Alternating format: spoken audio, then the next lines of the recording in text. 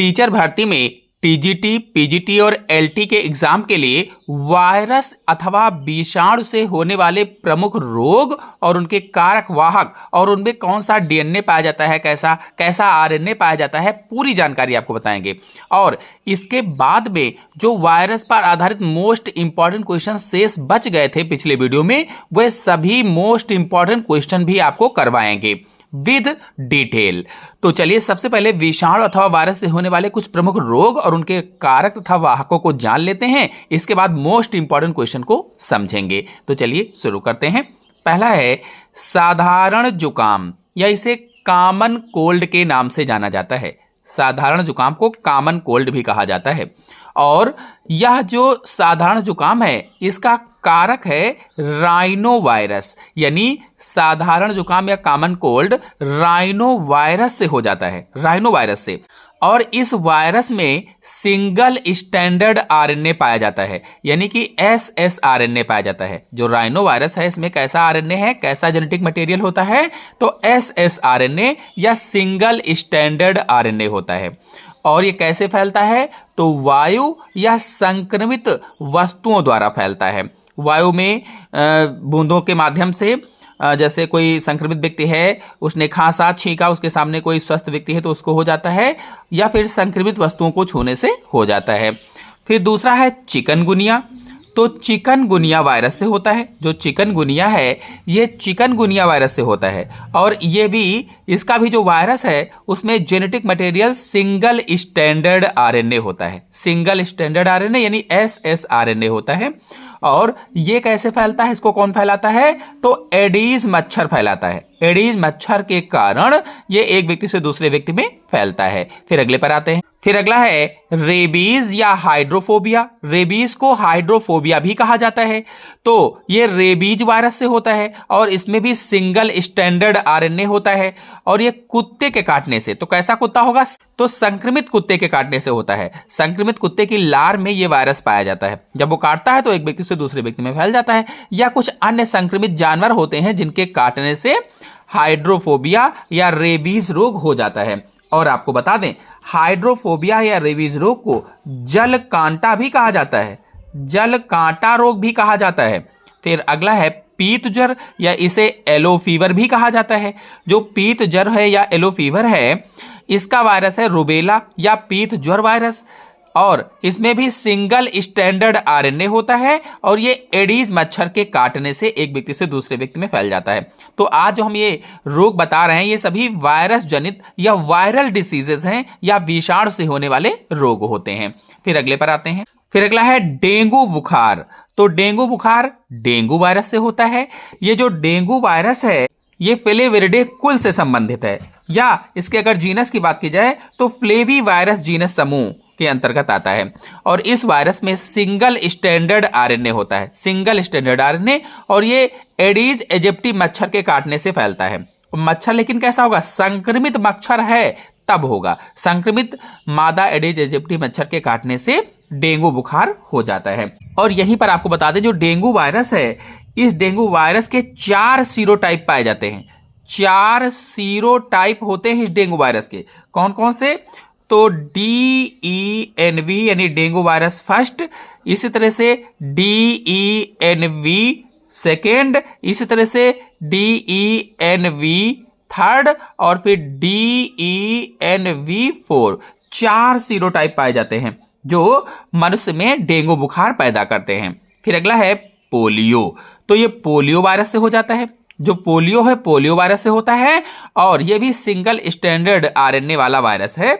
और ये कैसे फैलता है, तो संक्रमित व्यक्ति के मल से, संदूषित पानी को पीने से, बलगम से आदि से ये एक व्यक्ति से दूसरे व्यक्ति में फैल जाता है। अगले पर आते हैं। फिर अगला है छोटी माता, जिसे स्मॉल पॉक्स कहा जाता है। ये पॉक्स वायरस से होता है या वेरियोला वायरस से होता है और इसमें डबल स्टैंडर्ड डीएनए होता है, DS डीएनए पाया जाता है। यानी इस वायरस में जेनेटिक मटेरियल क्या होता है, डबल स्टैंडर्ड डीएनए, ध्यान रखेंगे। और ये वायु में खांसने से, छींकने से, यानी अगर कोई व्यक्ति संक्रमित है और उसके सामने कोई दूसरा स्वस्थ व्यक्ति आता है तो वायु में खांसता है, छींकता है तो उसकी बूंदों के द्वारा एक व्यक्ति से दूसरे व्यक्ति में फैलता है। फिर है बड़ी माता, जिसे चिकन पॉक्स कहा जाता है, तो ये वेरिसेला वायरस से हो जाता है, या जोस्टर वायरस से हो जाता है, या VZV भी इसे कहा जाता है वायरस को। तो इसमें भी डबल स्टैंडर्ड DNA होता है। जो वेरिसेला वायरस है इसका जेनेटिक मटेरियल जो है डबल स्टैंडर्ड DNA है, और इसमें भी वायु में खांसी छींकने से हो जाता है। और छोटी माता और बड़ी माता को सामूहिक रूप से कहा जाए तो चेचक आपने सुना होगा, चेचक भी कहा जाता है। तो अगर चेचक पूछता है तब भी यही हो जाएगा। अगला है मस्तिष्क ज्वर या इंसेफेलाइटिस, तो इंसेफेलाइटिस वायरस से होता है, और इसमें सिंगल स्टैंडर्ड RNA पाया जाता है इस वायरस में, और संक्रमित व्यक्ति के छींक थूक आदि से एक व्यक्ति से दूसरे व्यक्ति में फैलता है। अगले पर आते हैं। फिर अगला है इन्फ्लुएंजा, तो इन्फ्लुएंजा वायरस से हो जाता है, और इसमें भी सिंगल स्टैंडर्ड RNA पाया जाता है, संक्रमित व्यक्ति के छींक थूक आदि से फैलता है। फिर अगला है गलसुआ, मम्स कहा जाता है, गलसुआ को मम्स भी कहा जाता है, ये मम्स वायरस से हो जाता है, और इसमें सिंगल स्टैंडर्ड RNA पाया जाता है, वायु में थूक छींक आदि से फैलता है। फिर अगला है हिपेटाइटिस, हिपेटाइटिस वायरस से होता है। तो हिपेटाइटिस जो रोग है ये कई प्रकार का होता है, hepatitis A, hepatitis B, hepatitis C, D, तो उसके आधार पर ये वायरस भी कई प्रकार का होता है। तो वायरस की अगर बात की जाए तो हिपेटाइटिस A, अगर A की बात करें तो इसे शॉर्टकट में HAV कहा जाता है, हिपेटाइटिस A को, यानी हिपेटाइटिस A वायरस हो गया, HAV हिपेटाइटिस A वायरस, और इसमें सिंगल स्टैंडर्ड RNA होता है, सिंगल स्ट्रैंडेड RNA HAV में। और इसी तरह से अगर HBV की बात करें, यानी हिपेटाइटिस B वायरस की बात करें, तो हिपेटाइटिस B वायरस में डबल स्ट्रैंडेड DNA पाया जाता है। याद रखेंगे, HBV में डबल स्ट्रैंडेड DNA पाया जाता है। और अगर HCV की बात करें, यानी हिपेटाइटिस C वायरस की बात करें, तो इसमें एकल स्ट्रैंडेड RNA पाया जाता है। और अगर HEV की बात करें, HEV की यानी हिपेटाइटिस E वायरस की बात करें, तो इसमें भी सिंगल स्ट्रैंडेड RNA पाया जाता है। तो जो HBV है इसमें डबल स्ट्रैंडेड DNA, बाकी सभी में सिंगल स्ट्रैंडेड DNA पाया जाता है। तो इस तरह से ये संक्रमित व्यक्ति के रक्त से फैलता है, वीर से फैलता है, योनिद्रव से फैलता है, यानी इनके संपर्क में अगर कोई व्यक्ति आता है तो उसको हिपेटाइटिस की बीमारी हो जाती है। फिर अगला है हर्पीज, तो ये हर्पीज वायरस से होता है। या फिर अगर जननांगों के हर्पीज की बात की जाए तो हर्पीज सिंप्लेक्स वायरस से जननांगों की हर्पीज हो जाती है, और इसमें डबल स्टैंडर्ड DNA होता है। इस वायरस में डबल स्टैंडर्ड DNA यानी dsDNA होता है, और संक्रमित व्यक्ति के संपर्क में आने से प्लस लैंगिक संबंध, अगर कोई संक्रमित व्यक्ति है उससे लैंगिक संबंध बनाते हैं तब भी हर्पीज बीमारी हो जाती है। ये एक तरीके का STD रोग आप समझ सकते हैं, यानी सेक्सुअल ट्रांसमिटेड डिसीज आप इसको समझ सकते हैं। फिर अगला है पीलिया, ज्वाइंटिस इसको कहा जाता है। तो जो पीलिया है, अगर ये हिपेटाइटिस से हो रही है तो hepatitis A, B, C, E और एप्स्टीन बार वायरस से ये होती है जो पीलिया है। और पीलिया में होता क्या है कि गंदे जल के पीने से, गंदे जल से या संक्रमित जल से ये हो जाती है।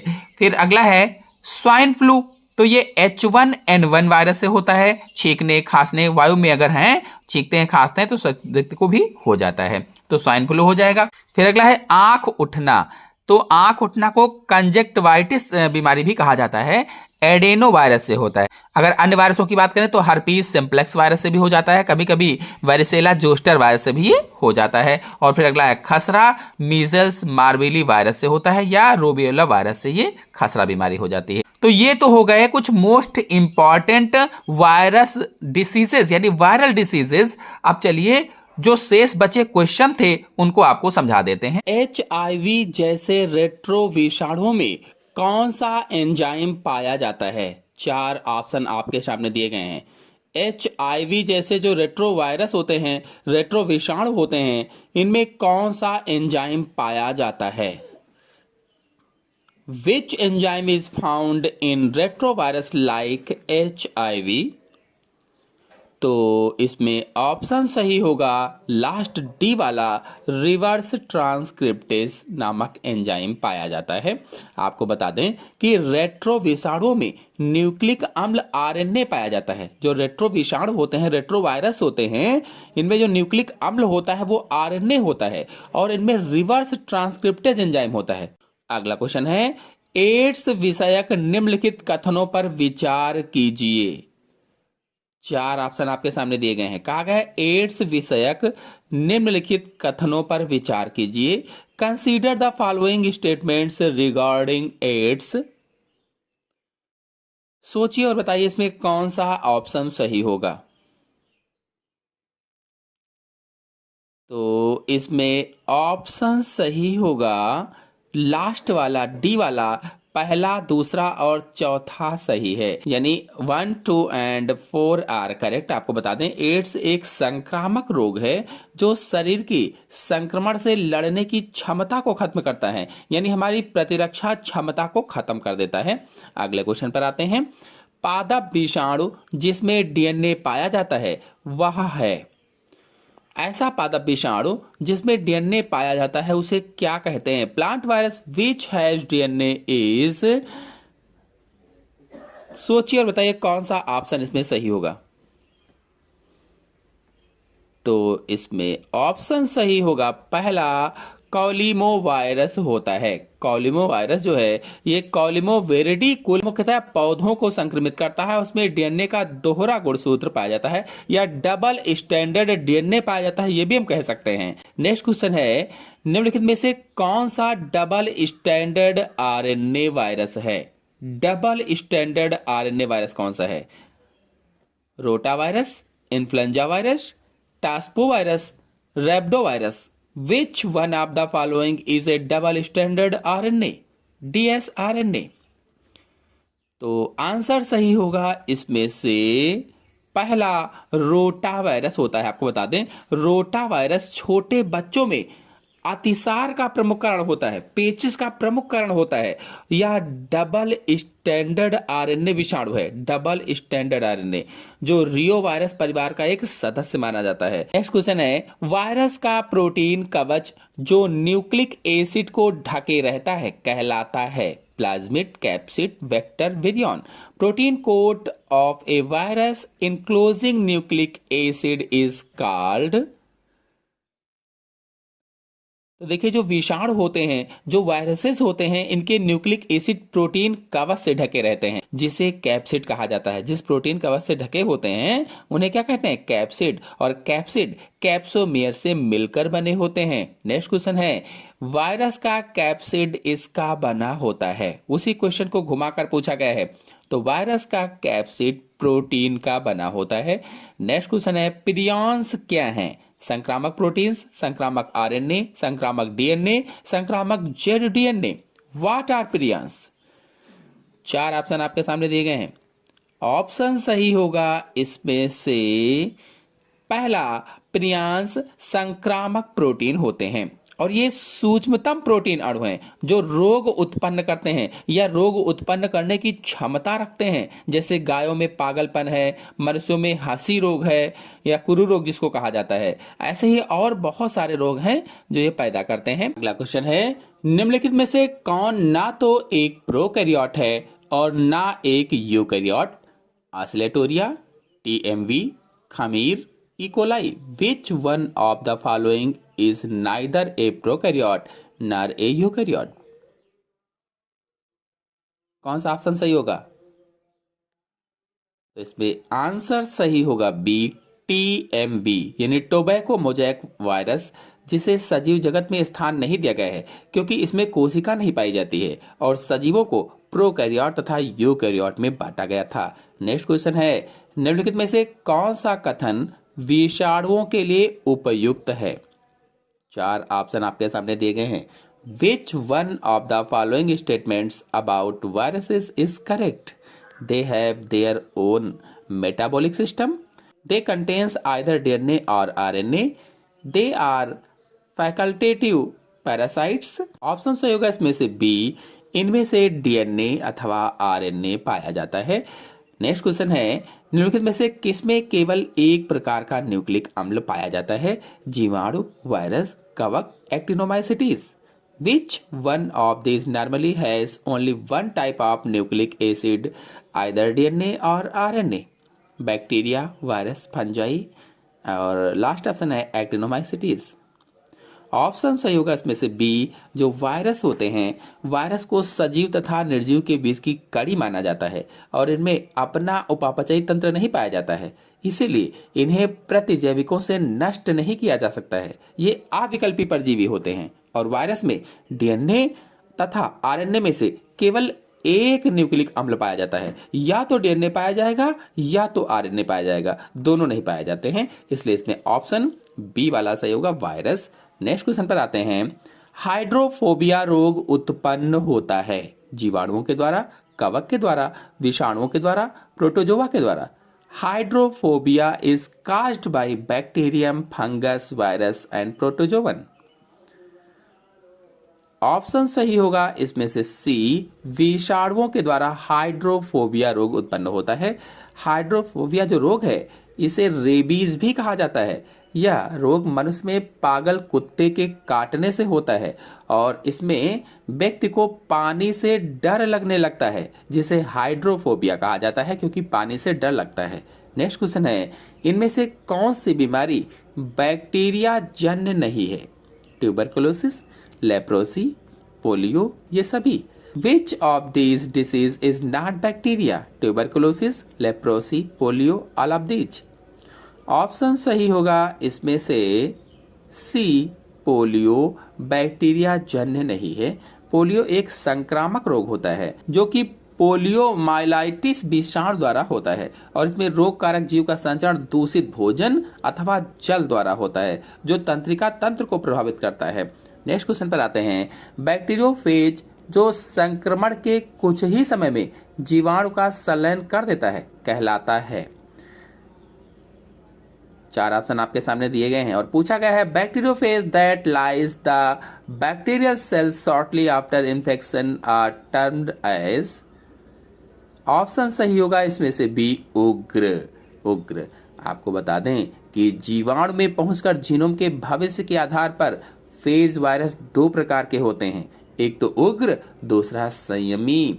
जिन जीवाणु पोषदों में या होस्ट में फेज जीनोम उग्र होता है उन्हें संलयनी जीवाणु कहा जाता है या लिटिक जीवाणु कहा जाता है और इनमें पहुंचते ही फेज जीनोम के बारंबार द्विगुणन से यानी बार बार द्विगुणन से रेप्लिकेशन से फेज जीनोम की कई प्रतिलिपियां बन जाती हैं, कई कॉपीज बन जाती हैं, जिसके फलस्वरूप संलयनी जीवाणु शीघ्र ही फटकर समाप्त हो जाते हैं। नेक्स्ट क्वेश्चन है, एंजाइम अनुपस्थित होता है किसमें? कवक में, वायरस में, स्लाइम मोल्ड्स में, बैक्टीरिया में। Enzymes are absence in fungi, viruses, slime moulds, bacteria. तो एंजाइम किसमें नहीं होगा? ऑप्शन सही होगा बी, वायरस में एंजाइम नहीं होते हैं। नेक्स्ट क्वेश्चन है, वायराइड होते हैं संक्रामक प्रोटीन, संक्रामक न्यूक्लियो प्रोटीन, संक्रामक न्यूक्लिक अम्ल, उपर्युक्त सभी। वायराइड्स आर, ऑप्शन सही होगा इसमें से सी, संक्रामक न्यूक्लिक अम्ल होते हैं। नेक्स्ट क्वेश्चन पर आते हैं। नेक्स्ट क्वेश्चन है, म्यूटेशन की क्रिया विषाणुओं में सर्वप्रथम देखी गई। म्यूटेशन की क्रिया कब देखी गई थी? Mutation in viruses was first observed bye, option सही होगा पहला, डेल ब्रुक। आपको बता दें कि विषाणुओं में म्यूटेशन की क्रिया को सबसे पहले डेल ब्रुक ने सन 1938 में देखा था।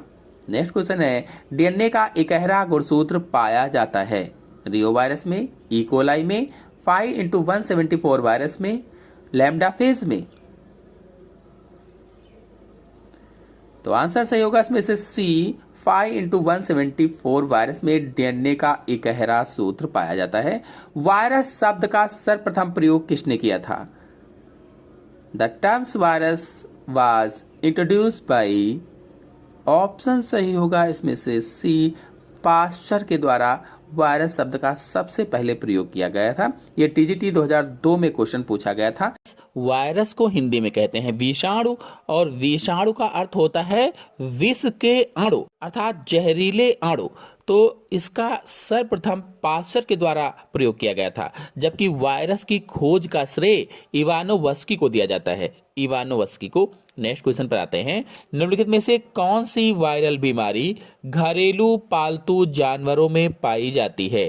ट्यूबरकुलोसिस, जॉन्डिस, निमोनिया, इनमें से कोई नहीं। Which of the following viral disease found in domestic animals?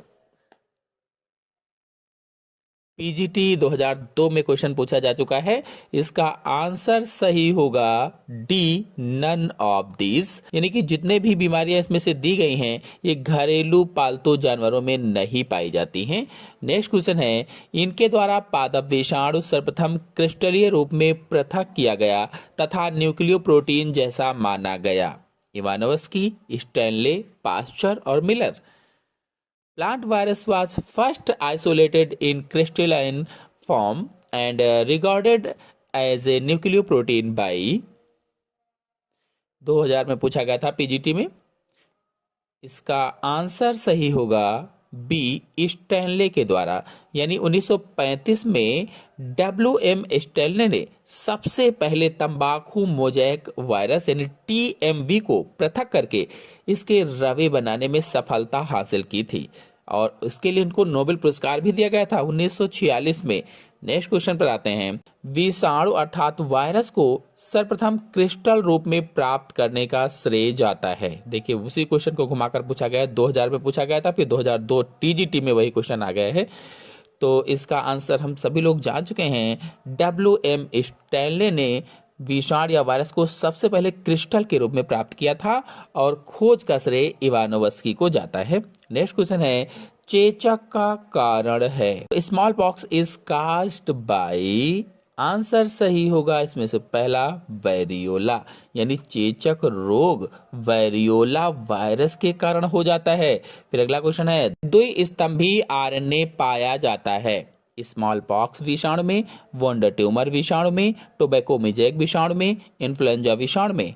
Double standard RNA is found in, option सही होगा इसमें से भी वंड ट्यूमर विषाणु में। और ये जो विषाणु है ये फाइटोरियो वायरस वंश और रियोविरिडी परिवार से संबंधित है और इसका जो जीनोम होता है उसमें लगभग 25,000 क्षार युग्म पाए जाते हैं या बेस पेयर पाए जाते हैं।